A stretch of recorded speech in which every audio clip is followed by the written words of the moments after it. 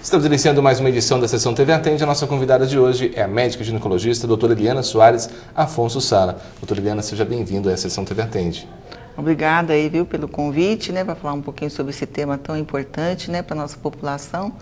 E vamos ver o que eu posso falar para vocês. A grande novidade dos últimos dias foi que os meninos agora também vão tomar aí a dose da vacina contra o HPV. É uma medida importante? Essa vacina já foi importante, né, quando foi iniciado para as meninas.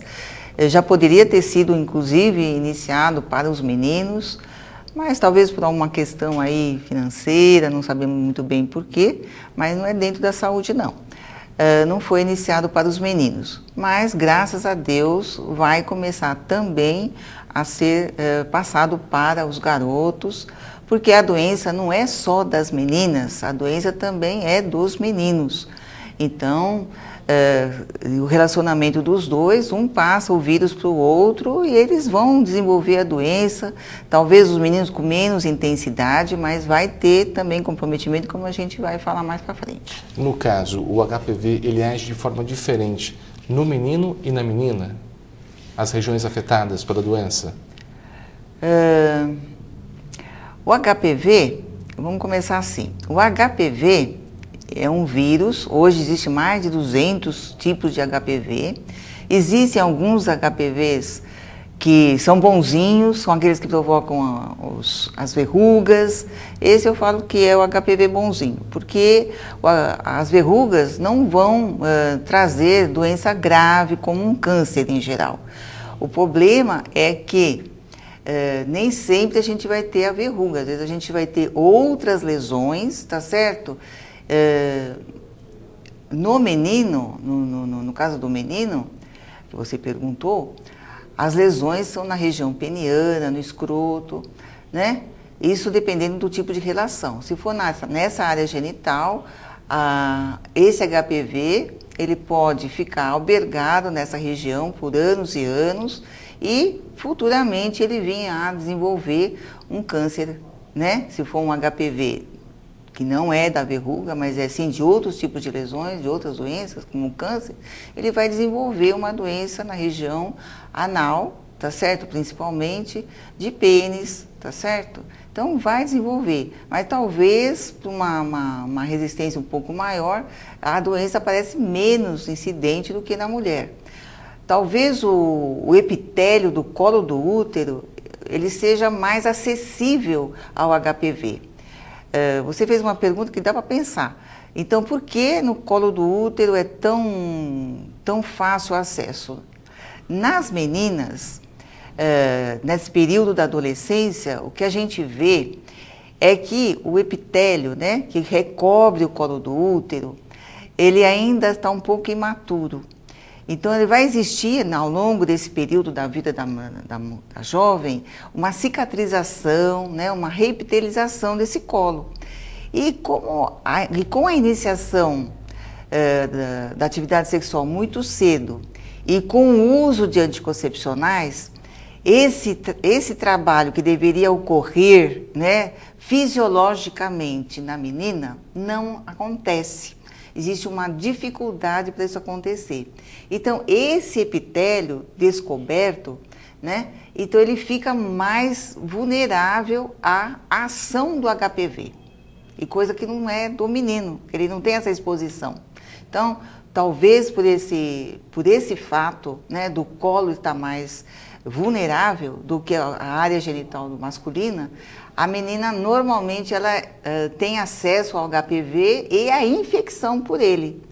E se ela apresenta as lesões, e são lesões iniciais, então dependendo da profundidade das lesões que ocorrem nesse epitélio, né, quanto mais profundo, pior é. Então, o que acontece? Muitas vezes, ao examinar uma mulher ou uma jovem, que nós deparamos com áreas alteradas e que depois a gente vai fazer o diagnóstico e que aquela área alterada é uma lesão provocada pelo vírus do HPV, então nós vamos ter 3 estágios. né? Então, esses 3 estágios a gente chama de neoplasia intraepitelial, grau 1, 2, 3. Se for bem na superfície do epitélio, essas lesões são chamadas benignas, NIC1, né? Essa menina praticamente pode não desenvolver a doença cancerosa. Então, se no diagnóstico nós tivermos a presença de um resultado NIC1, né, neoplasia de grau 1, a maioria das meninas vai ter o desaparecimento dessa lesão até sem tratamento nenhum. Agora, se diante de uma lesão nós fizermos o diagnóstico de NIC2 ou 3, é que ele se aprofundou mais ainda, as lesões foram mais profundas no epitélio, então estas lesões têm um alto grau de desenvolvimento para câncer ao longo dos anos. Então, a menina, por exemplo, de 14, 15, 16 anos, que inicia uma atividade sexual e no relacionamento sexual com um outro parceiro, né, com um homem, tá certo? Esse homem pode passar para ela o HPV, ele pode estar contaminado e, às vezes, nem apresentar lesão visível nenhuma na área genital, como é de praxe a gente vê. Porque, na maioria da doença do HPV, a gente pede para o parceiro procurar um urologista para detectar a presença do HPV nele, se caso for tratar as lesões que ele tiver. Então, o homem, o menino, o garoto, né, jovem, ele pode adquirir o HPV, até nem desenvolver a lesão, mas passar o HPV para a parceira, para a mulher. E essa menina, com 14, 15, 16 anos, ela, se não fizer o diagnóstico precoce e se por acaso o diagnóstico de NIC2 e NIC3 não for feito, essa menina não tratada, ela vai desenvolver o câncer, poderá desenvolver o câncer ao longo de 10, 15 anos. Então, quando que ela vai ter a doença? Quando ela estiver perto de 30 anos, né?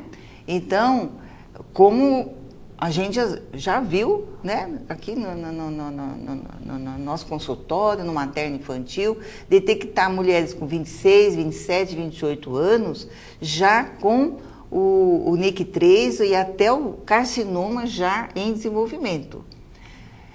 Então, quer dizer, a doença não se manifesta, a doença cancerosa não se manifesta de início. Ela começa com lesões pré-cancerosas que, se não tratadas adequadamente, vão desenvolver o câncer. No caso do menino, o menino, talvez ela não tenha tanta sensibilidade a englobar esse HPV e formar lesões dentro dele, mas ele é um transmissor, ele é um portador. Então, ele pode, ao longo dos anos, também vir a apresentar um câncer, tá certo? Com a vacina é a melhor prevenção.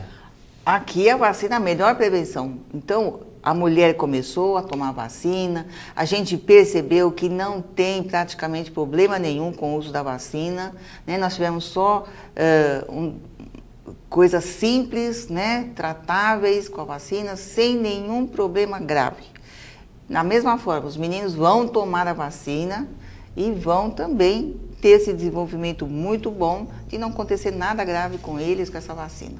Só vai ter coisa boa, porque vai prevenir doenças graves futuramente. A senhora pode acreditar que nesse primeiro momento possa existir uma rejeição dos meninos? Olha, não quero tomar vacina, não quero tomar vacina, até um tempo de conscientização maior? Como eles já viram que as meninas fizeram as vacinas e não aconteceu nada, eu tenho a impressão que é um exemplo muito bom que eles estão tendo ali. As meninas tomaram, fizeram, né? Aquelas que não tomaram e já estão com seus 14 anos, 15 anos, deverão procurar um materno infantil para fazer a vacina. Tá certo, gente?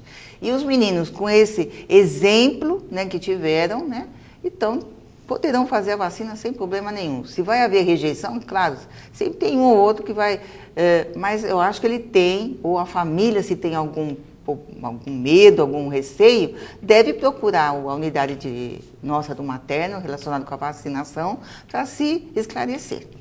Hoje, a senhora acredita que o caminho é esse, para prevenir dessas doenças, com o uso da vacina, fica mais barato, o sofrimento é menor e o custo também para o município, o desgaste para a família, acaba extinguindo, né? Eu vou falar, eu tive muito trabalho, né? Porque há uns 12 anos, na época da Margot, eu fui fazer um curso de HPV. Então, o que eu aprendi de HPV naquela época, e depois eu trouxe para Andradas, eu me deparei com tantos casos de HPV, e a gente fez diagnóstico de muito HPV, mas hoje a gente sabe que muito HPV resolve até sem tratamento, tá certo? Só com acompanhamento, você vai acompanhando e vai vendo como é que está aquilo ali, né? Não precisa nem usar métodos mais sérios, né? Então vai depender do acompanhamento, não pode ficar sem acompanhamento. As verrugas dão assim um trabalho muito grande para o profissional médico tratar, e as meninas mulheres, eu falo menina, porque para mim tudo é menina, né? Eu já tenho muita idade, então tudo para mim é menina. Então as mulheres em geral, né, sofrem muito com os tratamentos, o desgaste físico com o tratamento é muito grande, mas tem que pensar do diagnóstico, do desgaste psicológico que essas mulheres passam, porque elas vão falar, por que eu fui ter relação, por que eu fui pegar essa doença, por que eu estou sofrendo com isso, agora tem que ficar cortando, tem que ficar queimando, tem que ficar fazendo isso, fazendo aquilo, e ficar acompanhando. Então, é um desgaste muito grande psicológico, tá certo? É um desgaste físico, desgaste financeiro para o município, né? Nas cidades. Então, eu acho que tem tudo de ruim. Então, acho que a vacina veio. É claro que nós vamos ver os benefícios dela daqui 10, 15 anos, que aí a gente vai ver que o índice de câncer diminuiu. Graças a Deus, a gente vai ver isso mesmo. Eu espero ver, né? Espero estar viva para ver isso. Né? Então, com certeza vai diminuir o índice de câncer. Então, quando começar a campanha de vacinação contra o HPV nesse ano, meninas e meninos devem ir até procurar o materno, ou as escolas, se for destinado a ser feito em escolas, né? Porque ainda não sei a programação do setor vacinação, né? Para isso. Mas onde for que tiver chegando a vacina, por favor, procurem fazer a vacina, porque é um bem para a população. Tá certo. Doutora Eliana, agradeço a participação da senhora. Até uma próxima oportunidade. Agradeço também o convite e estou disponível aí quando quiserem, tá bom? Muito obrigado. Conversamos hoje na Sessão TV Atende com a ginecologista doutora Eliana Soares Afonso Sala.